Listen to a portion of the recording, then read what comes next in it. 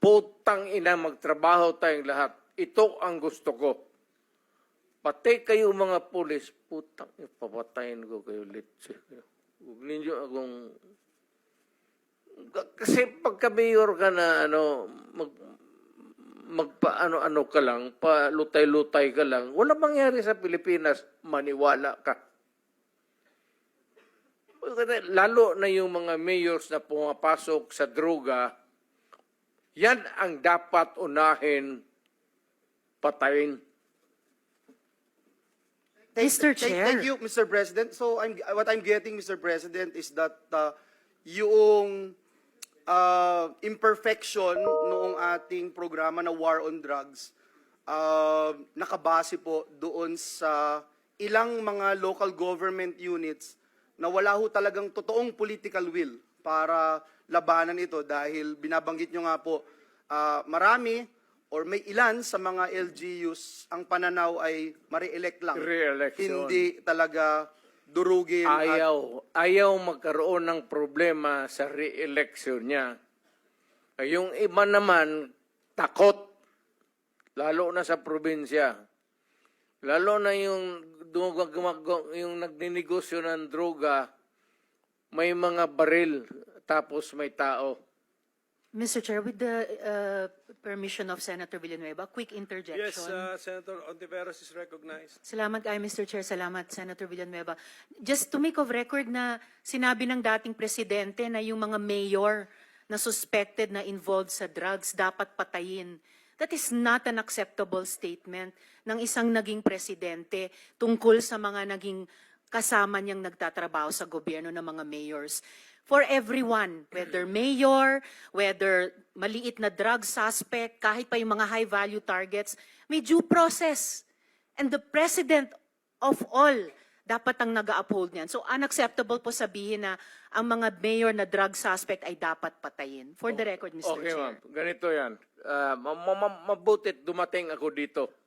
Pasalamat talaga ako para lumabas, ilabas na lang natin yung totoo. Alam mo, pagka-mayor, pagka-sindikato, hindi mo matanggal yan. Hindi mo basta-basta matanggal yan. And they are there, so many stories abound. Hindi na ako kailangan magbigay ng example sa inyo. Dito sa Maynila, mga mayors, pera. It's always money, money, money, money.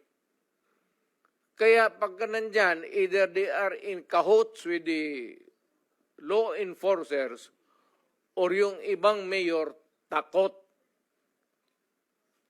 Yung sa probinsya, kung magka-mayor ka, kaya wag kayo, may nakikinig ngayon, wag kayo magpili ng mayor na pitsugin.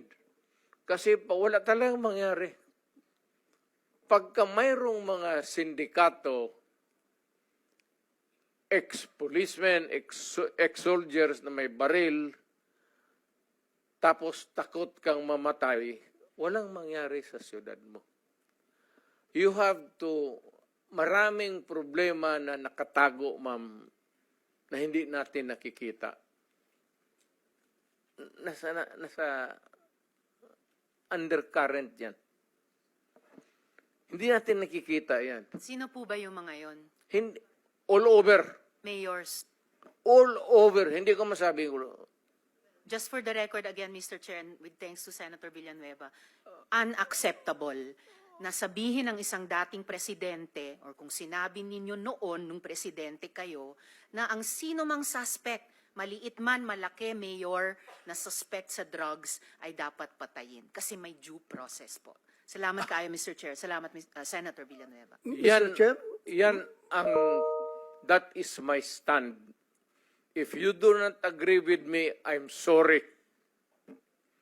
But I'm dealing with a serious problem of my country.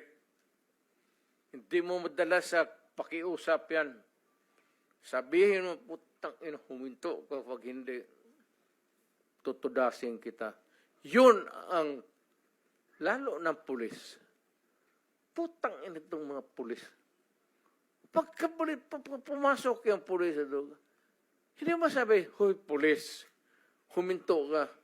Puntahan mo yung pulis, sabihin mo, mga pulis, kung mga tao na harapin ko, o total, let us be, labas na lang natin yung, pati yung